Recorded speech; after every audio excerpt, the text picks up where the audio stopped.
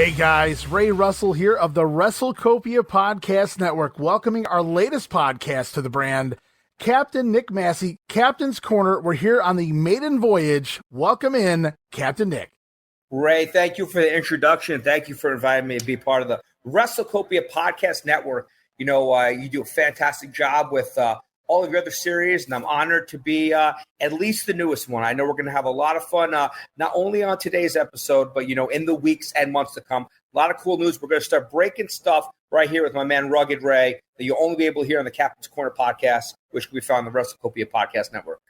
Yeah, I love it. You know, we were talking off air weeks ago. You said, hey, Ray, I'd love to try to do something beyond just the GrappleCon cast where I could interview random wrestlers, because you know so many guys, you've worked with so much talent, you know, legendary stars throughout the world of professional wrestling, that, hey, we can have random interviews on here. We can talk old school wrestling. You can let everybody know what's going on in the world of Captain's Corner and beyond. And I thought, man, that would be great to do with a podcast. And you never know what we're going to step into in each and every episode. So I'm looking very forward to seeing what we have in store in the weeks and the months to come. And we got some breaking news this week. Hey, we were testing the waters before this episode, and you did a little interview with Barry Rose, your good buddy from the old GrappleCon, and there may be more news on that in the future as well here.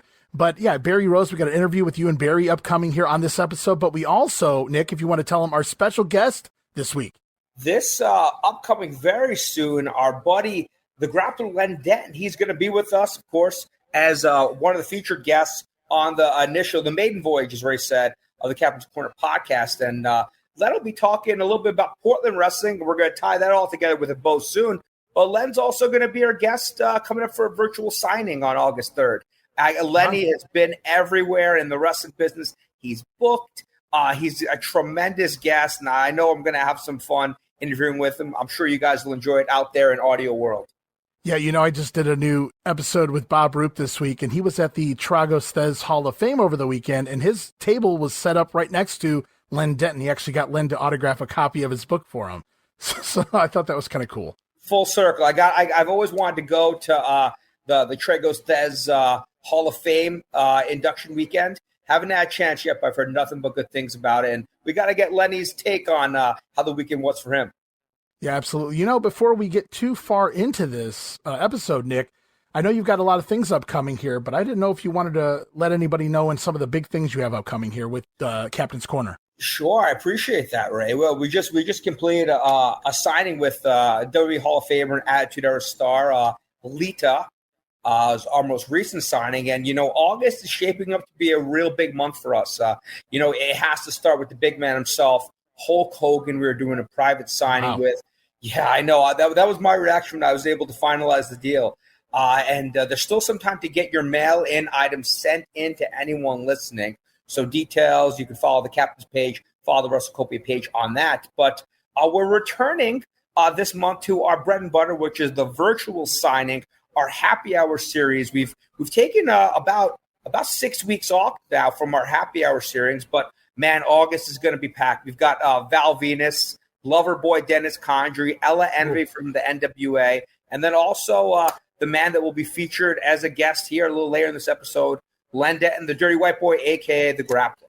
That's phenomenal. Well, that's like a who's who. You know, you got a lot of things going on in the month of August. My birthday's in the month of August. Maybe I think Nick Masci should send me some free Hulk Hogan merch. I can, you know what, Ray? I can get you some merch. Hogan may not be one of the guys, but you'll get a Captain's Care package. I can confirm that with you. What day is your birthday? August 24th, the same day as one Vince McMahon. That used to be cool to say. Not so much anymore. Yeah, no. Well, you know what? Yeah, I've always valued you over Vince any day. Anyways, I'll take it.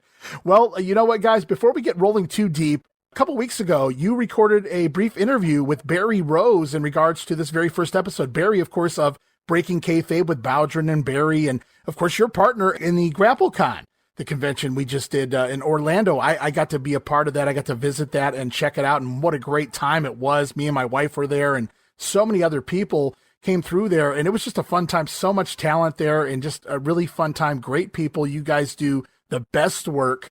And it was fun, you know, being able to do the GrappleCon cast with you two and then meeting both of you at the same time. And now here we're doing more. And, you know, like I said, a couple weeks ago, we recorded this little ditty here as Barry Rose was kind enough to lend us a few minutes of his time and you guys just shot the shit, so to speak. So we're going to go right now, Nick, and listen to that pre-recorded interview from a couple weeks back. Repo Man. Who should I happen to run into than my main man, Barry Rose? Barry, what's going on? Captain and Barry Rose have returned. We're back, Nick, and we had a great event. This is really the first time publicly that you and I have been on a podcast together, and we ran our event about 2.5 months ago, which is hard to believe because those memories, Nick, I got to tell you, they're fresh like they occurred yesterday. But what a time. The first ever Glory Days GrappleCon taking place in Orlando this past April. Nick, I got to tell you, this was without a doubt, indubitably, one of my favorite events that I've ever either run, been a part of, a guest. It doesn't matter. I got to tell you, I had a great time. And I know that you and I we talk all the time. I think we were just joking. We talked 2 or 3 times today already. Sure did. We may have big news coming up on our end about another Glory Days GrappleCon taking place in the Sunshine State, maybe a little bit later this year. But before any of that, Nick, I know that there's big stuff taken out west in the Pacific Northwest in the beautiful states of Oregon, Washington. That's a great area out there, Nick. How exciting that you are holding a wrestling fan fest in Portland. Has that ever been done before?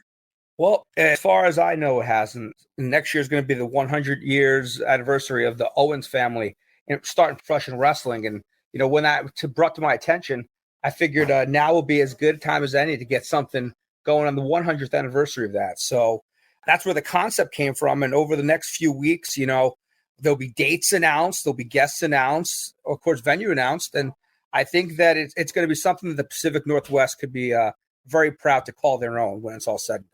I think so too. And I, you know, that first off, I didn't know that it's the 100th anniversary of the Owens promotion, which is amazing. But the fans out in the Pacific Northwest, and I should say the fans on the West Coast, and I'll consider Texas West Coast. And, you know, one of the things we did with Glory Days GrappleCon is we had a reunion of sorts of WCCW talent, and a lot of guys that had worked Dallas, you know, with the Von Erichs were there, and Jack Victory, Brian Adias, Mark Lawrence, the great Mark Lawrence, Missy Hyatt, Abdul the Butcher. We had this stacked lineup, and I've always said the fans from Dallas and Fort Worth, those world-class fans, were the most passionate fans I ever saw in professional wrestling.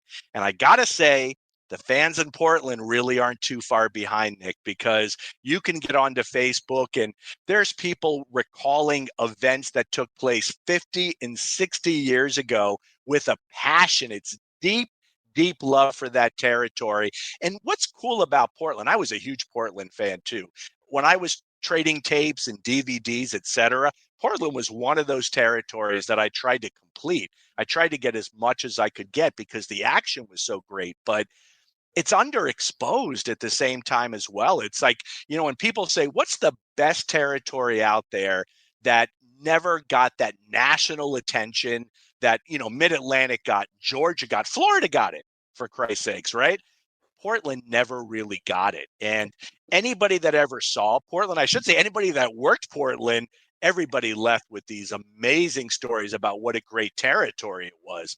But, you know, even the fans that were there, they just, there's this just passion that seeps out and oozes out of every single pore.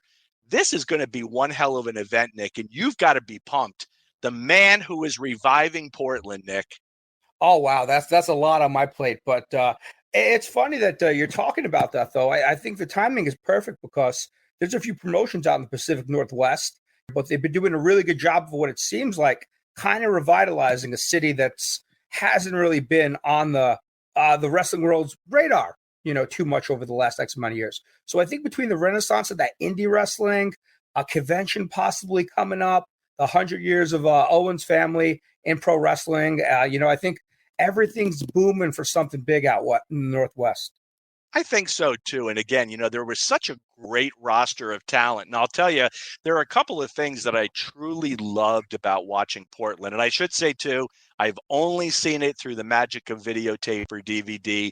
Sadly, never got a chance to see any of this live. But if you go back and you watch some of the stuff that took place late 70s into early 80s, first off, that roster is second to none. I mean, there was just an incredible talent that was there. The Dynamite Kid, essentially cut his teeth between Calgary and the Portland territory. And, Dynamite Kid, my opinion, one of the greats of all time. But who didn't pass through Portland? And what I loved about Portland, too, when you watch the television, was the 2 out of 3 fall matches. And that was something I was never really a gigantic fan of. And then I started watching, but Portland booked those 2 out of 3 fall matches as expertly as anyone could have done. And I was watching one, and I want to say it was the Sheep Herders versus Rick Martel, maybe Roddy Piper. I forget exactly who Martel's partner was, but there is so much great stuff available on YouTube. And Nick, I know that you and I were talking, and you had mentioned some of the amazing talent that you're hopeful to be bringing in. And have you locked anybody? Can you share with us maybe a name or two? Oh, well, at this point in time, Barry, I'm not going to mention any names, but of course, Portland wrestling had a lot of people that from their history that passed away, but there are a bunch of people that had quite a bit of success in the territory that are still with us. And just looking down the list of who possibly could be at a Pacific Northwest, a Portland Wrestling Convention, I was having a lot of fun with the lineup. And I do have a couple of names that should be finalized in the next few weeks. Not I'm able to talk about at the moment, but I could tell you that it's going to be a hell of a show. Well, I'll tell you what, when you told me about this and you were speculating on the date, you didn't give me a firm date. I immediately got onto my laptop and I started punching in, all right, how can I get out to Portland to come to this event? Because, the one thing we always said when we were doing the Glory Days Grapple Concast, that's what we were calling it, right? That's what it's called, yeah. Yeah, it gets it's a tongue twister a little bit right there. And hopefully we are reviving that shortly. But you and I are wrestling fans. At the end of the day, we're not two slick willies, sitting counting our money in a back room somewhere. You and I are out. We're on the floor the entire time. We're talking to the attendees of the Fan Fest. But at the same time, we're having a blast, right? Absolutely. We're fans. And so when you tell me you're doing this, and again, what a unique idea, and that this has never really been done. I'm immediately already trying to book a flight and then a hotel. So I hope you got good news coming up over the next couple of weeks. All right, guys, there it was. Perhaps an inebriated or maybe something else there, Nick Masci and Barry Rose. But what a fun little interview that was to have Barry part of the very first episode of the Captain's Corner podcast. Well, it was quite a podcast. There was medicine involved, but medicine, Bubba. I could say this, that there's no medicine involved on the rest of the episode of the Captain's Corner Maiden Voyage. But anytime I can get together with good brother Ray, good brother Barry Rose, and you kind of got a little insight of what a normal conversation between Barry and I might sound like off air. We just kind of put it on air, and Ray got out of our way, but also assisted us in staying on the tracks too. But I did my best. A lot. You can only do so much. Very true. But the great thing is that Barry, even when I go maybe a week or two, I haven't talked to Barry at length since that conversation. But I know that anytime we do come in contact with each other, it's like we're two brothers from different mothers. So right. and it's about that time to where Glory Days GrappleCon season is approaching. So we'll have some news coming up about the next moves for Glory Days GrappleCon. Wow, looking forward to that. Nick, while we're waiting for our guest to arrive, Len Denton, a.k.a. The Grappler, I figure I might as well ask you, you talked about we're going to tie some things in and talk about Portland. You were talking with Barry a little bit there about Portland. I guess it's time to break the fourth wall here and acknowledge it on the Maiden Voyage, if you will, and just kind of ask you what you got going on in the Portland territory with your shenanigans. So, and just like yourself, right, always been a big wrestling fan. And one of the things that fascinated me most about the territory era was just the fact that there were so many different territories in different parts of the country is that, we're succeeding with weekly towns, monthly towns, bi-monthly towns. And one of those territories was Portland. It always fascinated me why, no one's really gotten anything up and running in terms of a meet and greet, a wrestling convention in Portland.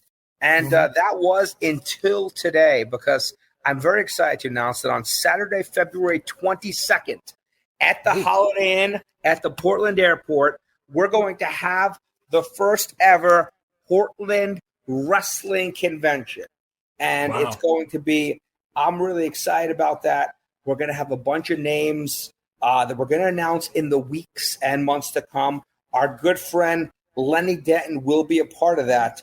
But Saturday, I'm looking forward to it. There's so much history in that Portland territory area, and details. We're going to have information about availability of the tickets, availability of the hotel. But make sure to mark your calendar, Saturday, February 22nd. You're going to want to be in the Portland area as we celebrate all things Don Owens territory, as it's the 100th year of Owens Wrestling. 100 years. In the Portland area. So 100 years. Wow.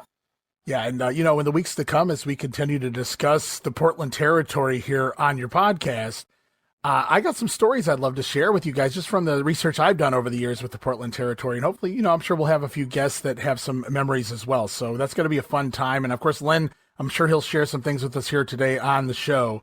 And, yeah, that's pretty damn cool. February 22nd, you say it was? Saturday, February 22nd. Yes, sir. And you're gonna hear, we're going to break a lot of news about that convention in the weeks to come here. And we're going to have some guests that are going to be featured at that convention on here, too.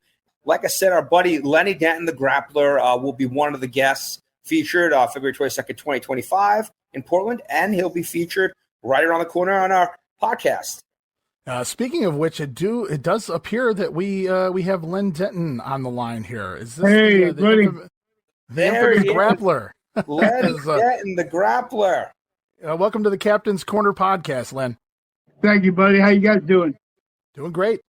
Doing great, Lenny. Now, Lenny, before we start talking about your legendary career, Little Birdie just told me you were in Waterloo for the Tragos Feds Hall of Fame weekend. Yes, I was in Waterloo. I finally got there because of the fantastic airline company I was on, and sleeping in the airport one night. But I finally got there. It was a great show.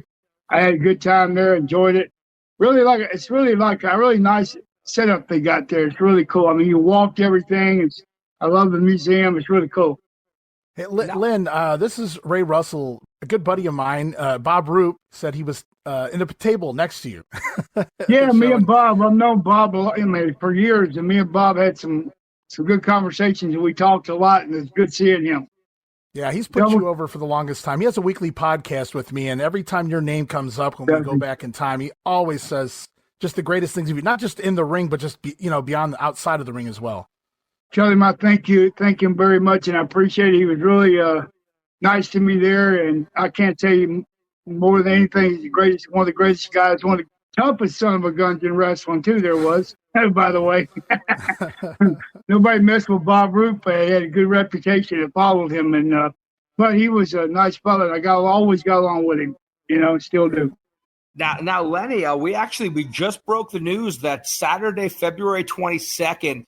The Portland Wrestling Expo is going to be making its debut at the Holiday Inn at the airport. What a special event it's going to be. And there's very few people more familiar with the Portland wrestling territory than yourself. So we'll talk about Portland wrestling. I have to ask you, before you got there for your big run, did you hear any memorable stories about Portland, about Don Owens? What were your thoughts before you actually got there about Portland? Well, no, I heard. I mean, of course, if you're in professional wrestling, you had to hear of Don Owens. No matter where you're at, because his name traveled all over the territories. And I heard all kinds of stuff about Don Owens, and unfortunately, I never got to meet Elton Owens. He had passed away before I got there. There were some crazy stories about his brother as well. Yeah, I heard a lot about Don, and a lot of different guys respected him, and guys that I'd known had been there, like Kurt Hennig and David Serra, all those different guys, the Dynamite Kid I knew had been there, different guys that told me about Don before I ever got there, and yeah, heard a lot of stories, a lot of stuff. But to tell you the truth, this is the God honest truth. When I first broke in, I started in Amarillo for the Funks, and probably everybody knows if they've read my book or heard me on podcasts. I was there 2 weeks. I got fired because I was too small. And so I man, my chip, I was down. You know, I'd been trained for a year to be a pro wrestler, and got there, lasted 2 weeks. But thank God, Dory Funk Jr. felt sorry for me, and he called Bill Watts. And that's when Watts had just taken over the whole territory from Leroy McGurk. He was hiring anybody, including guys of my size. And so he got me booked in Mid-South. And so I went to work in Mid-South, and I was getting back to the Portland thing. Oh, I know what it was. I was in Mid-South. I was there about, I gained weight. I got bigger. I got up to about 240, and I was training hard, and then it's time for me to go. I'd been there about 8 months, 9 months, almost a year doing jobs. And Bill Watts came to me and said, look, kid, you done a good job. You improved your look, everything. He said, you learned how to work good. He goes, but it's time for you to go. So you let me know where you want to go, and I'll get you booked. You worked your ass off for me over here. He said, I know everybody, just where you want to go. And I went, because the word back then was the greatest territory to go to. You're home every night. The guy pays good, Don Owens, Portland. I said, I like to go to Portland, Oregon. He goes, and Bill Watts said, get in line, buddy. Everybody wants to go to Portland. Where else do you want to go? And I said, I want to go to Florida. And I went to Tampa for Eddie Graham. That's the way it was back then. That's when I was 19 years old, 18, 19 years old. So I'm 65 now. So he had pretty good rep in territory. Right. You know what I mean? Oh, I worked everywhere, but I couldn't get in there at that time because everybody was going in there.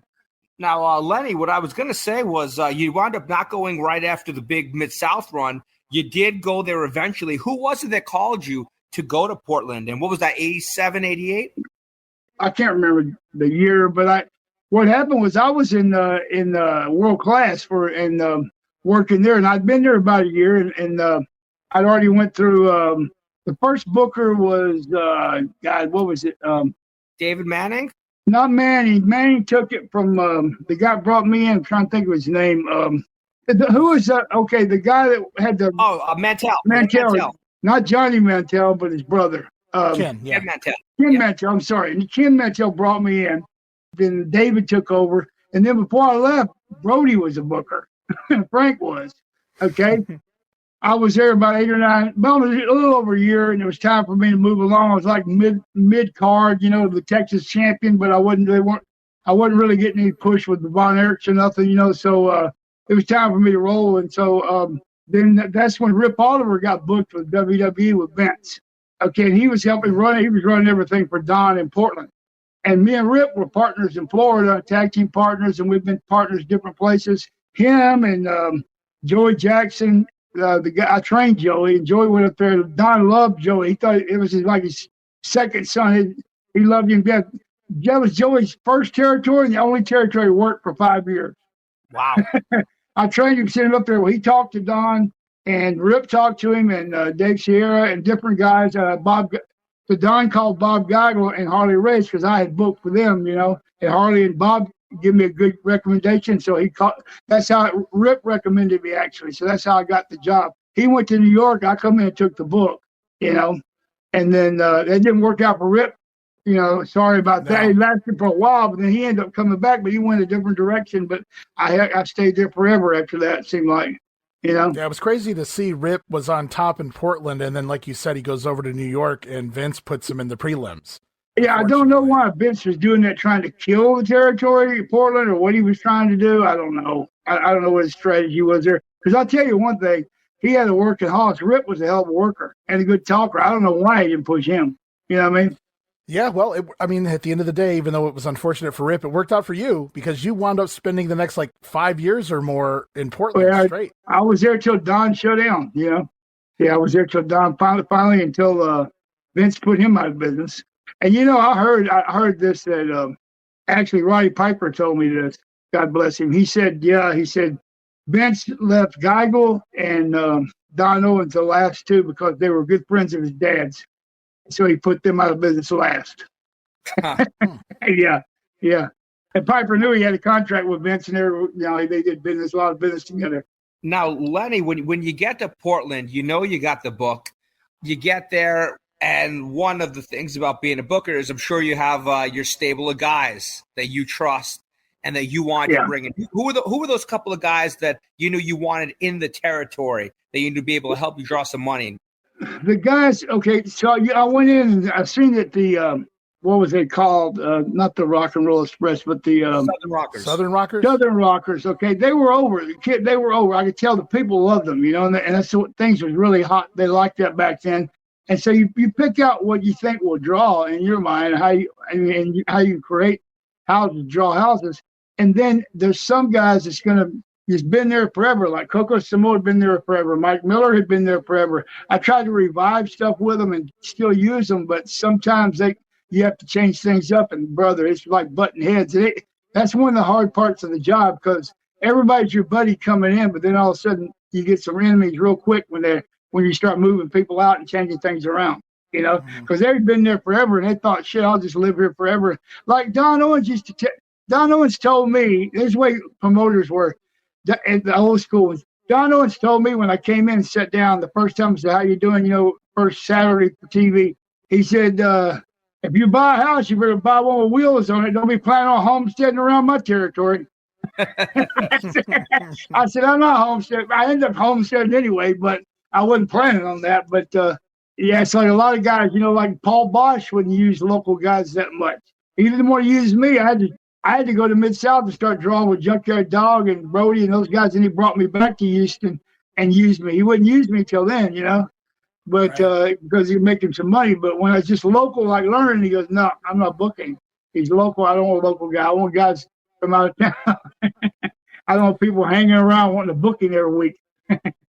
All right. Len, I was going to name drop somebody for you, kind of get your take on, you got to work with him quite a bit there in the late 80s, and that was Maniac Matt Bourne. Now, recently Vice TV did a Dark Side of the Ring on Matt Bourne, and I've heard stories from different workers over the years as well. I was curious, how was Matt to work with in that era for you? If Matt wanted to, he's a good worker and excellent. I mean, you could have a great match with him, but if he wanted to be an asshole, he'd be an asshole. I've seen him work with me when me and him went out there one time, and he knocked me out during the match, and I knocked him out during the match. And that's a shoot. We're just fighting like, you know, we're getting pissed off. I said, man, and every night we were getting into it. But before that started, we were in Louisiana. We had good matches because I was no threat to him. But sometimes he was just an asshole, you know. But I mean, I always got along with Matt. But sometimes, not all the time, but I'm saying most of the time. But you never know where he's coming from. You know, you never knew what direction he's coming from. You always got to keep an eye on Matt. You know what I mean? Now, Lenny, I know in the time that you took over the book in Portland, that was around the time that the Oregon State Athletic Commission really started cracking down on wrestling. And I know it had to have made your job quite a bit harder. Why don't you talk about that and maybe some back and forth you had with the commission over there? Well, the wrestling commissioner, see, I was there about a year or so before that happened. And when that happened, and I guarantee you, I don't know, I don't have no proof of it, but I still think that McMahon had to have him on his payroll. First of all, he's an ex-New York cop, okay? And then he goes in and gets this wrestling commission passed. You know what I'm saying? And then he comes in and with the night he came in, the first time he come into Don Owens' office is like, you know, when we're all getting paid after the matches are over, and he goes, how you doing? And I'd seen him outside there. Now, I'd wrestled in Texas before I come there, and they had a wrestling commission there. And I know, you know, they check our blood pressure. They weren't real strict. It wasn't like him, you know, all these rules. And I told Don, because I went in the office before he come in, I said, Don, you better listen to what this guy's saying, because if he wants to, he can cause you some really grief. He goes, Don goes, what the hell? Who's this wrestling commissioner guy? I ain't listening to shit. I've been here 50 years. He don't tell me shit about the wrestling and all this. I said, Don, I'm telling you. And he come in and said, how you doing? First of all, Don's son, not Barry, but Mark, and he went up to get a cup of coffee, and he told him, he said, can I get a cup of coffee? Yeah, get in line with everybody else. Asshole, and it costs $1.50. He told that guy, so I made him mad. So then he come in, talked to Don, and Don wouldn't even shake his hand. He goes, what the hell? Why don't I want to shake? You know, he was pissed off because he had these rules he had to abide by and never had before. He gave Don this big old book full of rules, said, you better follow them or I'll shut your promotion down. and he left. I looked at Don and said, "What'd I tell you?" He said, "Yeah, oh, shit, I know more people in this state than he's ever met in his life." I said, "Okay, but you seen what happened." But here's why I'm saying that. Why Vince? I think Vince had him in his pocket because the WWE would come in and do tables and chairs, get juice, bleed, do whatever, and that's okay. But we do it. They had a rule: if you bleed, you stop the match, or we yank their license. If you use a chair, if you slam a guy through a table, and this and that, all these rules. Well, that's what people come to wrestling to see. They want to see people use chairs and tables and go crazy, right? So he was like tying my hands, trying to do angles, trying to do anything out there to draw money, But Vince could come in and do whatever he wanted to. You know what I mean? Right. Portland, just like any other territory, they kind of had a certain way they followed things. The fans expected certain things from the territory, whether it was Memphis or Florida. They wanted their wrestling. Memphis wanted, like you were just talking about, the chaos. And Portland, obviously, there was blood, there was violence, there was great action. And to take some of that away, I think you got Lonnie Main and Tony Bourne, all them guys, two of the toughest guys in wrestling, doing all kinds of crazy stuff. You know what I mean? Mm-hmm. And barbed wire matches and cage matches, and we can't use a chair now. And I mean, it was very hard. That's how we came up with that crazy thing doing the Breakfast Club. John Nord said, let's beat Brian Adams up with Cheerio and gallons of milk and Cheerios. I go, what are you talking about? He goes, "You ever been hit with a gallon of milk not open?" I said, "No." He goes, "I have. It hurts like hell." I said, "You know what? What we got to lose? Let's do it." The people went crazy. I loved it. Stuff went flying everywhere, Somehow I'm not shocked that John Nord's been hit with a gallon of milk. Me either. That's what I'm saying. I went, yeah, I should have known. Lenny, since we just brought up the topic of the Breakfast Club, we want to say well wishes to our buddy John Nord, just a great person that's going through some hard times right now. What's the update that you've heard about John recently? And I know he's in there. He's got an infection. I just seen him Sunday. I was stopped by the hospital on the way back from Waterloo. Checked with him, right? He's got an infection in his knee, and they're right now they got him on antibiotics and draining it, and hopefully they can get it cleared up. He's talking about probably 6 weeks. Is the way he left me with it, like it should be able to come out of the hospital. And God bless, I love John Nord, and he's in my prayers, I promise you for sure. And I hope in all you guys. But there's also, I got a text just a while ago before we come on there from Bret Hart. Bret Hart said that Leo Burke passed away today. Yeah. Oh, really? I saw that. Yeah, you hear that? Earlier. Yeah, and I said, Bret tweeted that earlier. Yeah, I didn't know. I had a lot of good matches with Leo. I always got along with him great. God bless him up. I hope his family's okay. But he was a heck of a worker, Leo was, man. But yeah, Johnny should be. Hopefully, I'm praying that Johnny gets out there in 6 weeks, like he said. Well, we'll be keeping an update on John Nord. I'll be looking forward to hearing that he's okay and everything's cleared and he's out of there eventually. That's good news, really, compared to last I heard it was kind of scary, the situation that was going on. But it sounds like business is picking up. Yeah. Lenny, one of the things that really made Portland wrestling special is that Portland Sports Arena. I never had a chance to go there, but it just watching it on TV, it carries over now. As someone who spent countless Saturday nights there, can you talk about the Portland Sports Arena, maybe what made it special and a special moment to you that happened there? Well, I'll tell you what was so weird is when I went to Portland, like I said, I've been working world class. I worked the arena in Dallas, Texas, and I worked the Texas Stadium. Okay, I worked all the big stadiums. I worked the Superdome. I worked Sam Houston Coliseum. All these big places, right? And so now I get into Portland, and we drive up, me and Dave Sierra, to the Portland Sports Arena. I go, "Is this This is Portland Wrestling, y'all's big show?" And he said, "Yeah, it's a bowling alley." He said, "Yeah, brother." I said, "Oh, you got it." I said, "I can't believe I came here. I can't." And Dave goes, "You gonna wait till you get inside."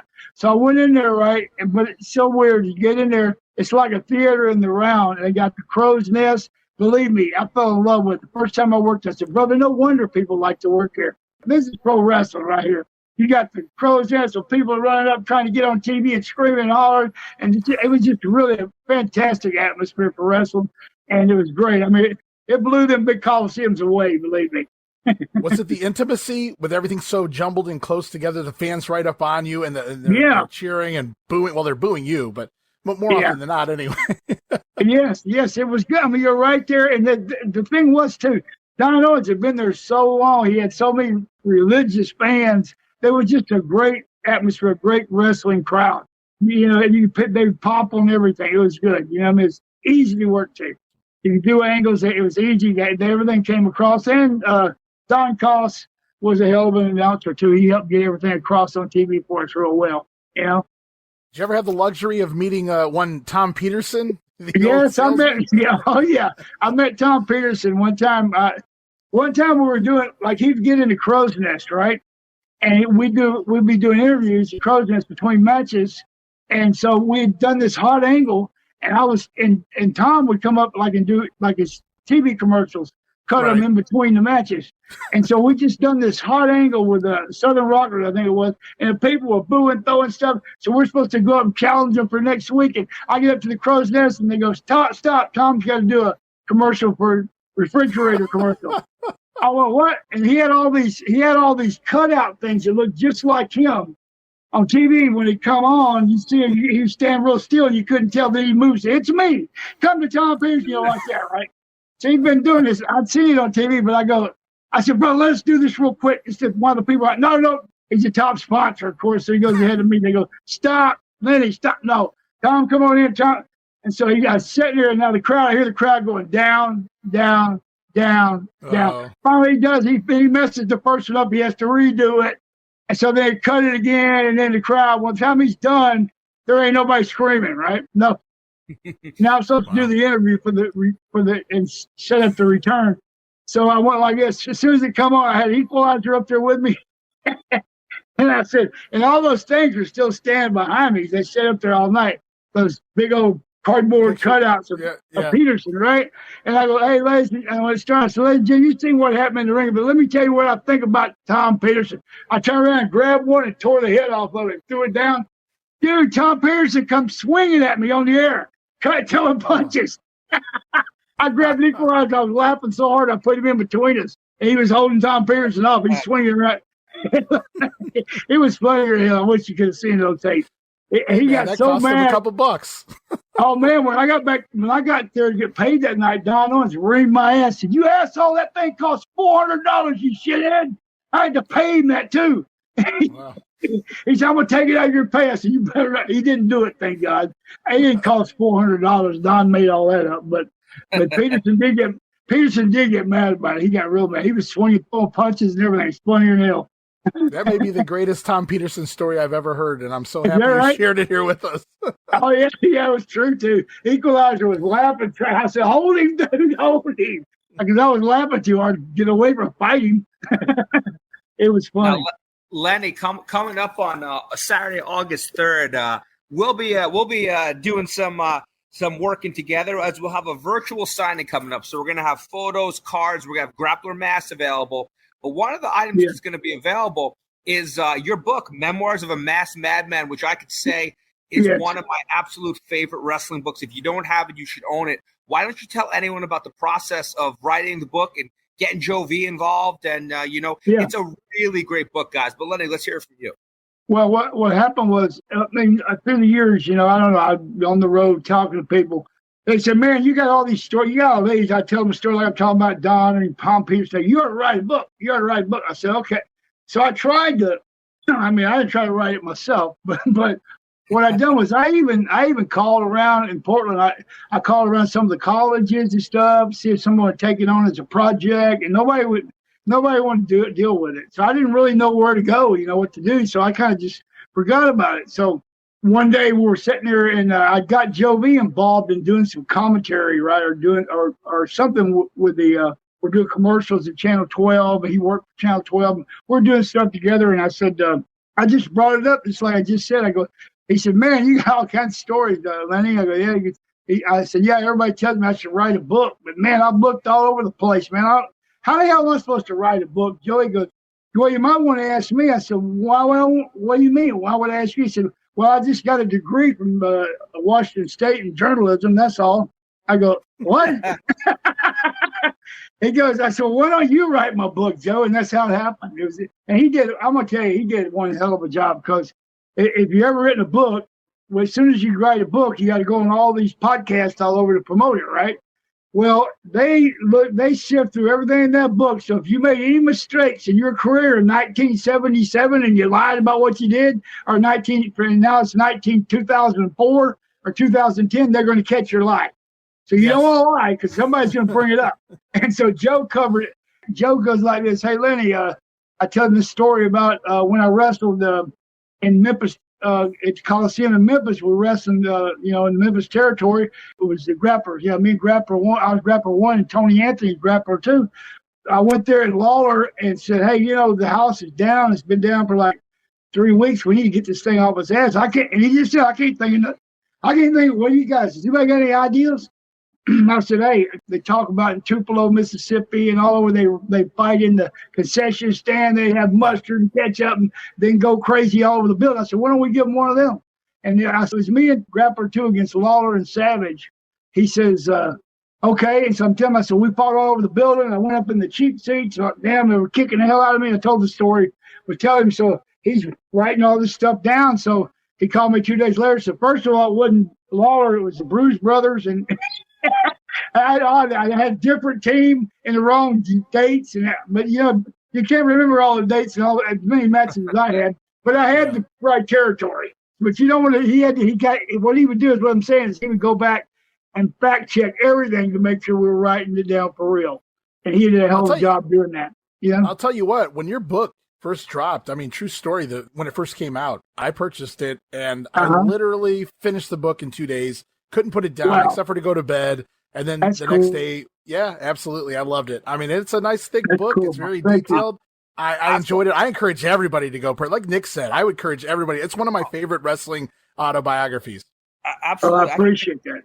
I could tell you that, I've told Lennon before, I've said it on podcast too. I helped Scott Casey write his biography, One Last Ride.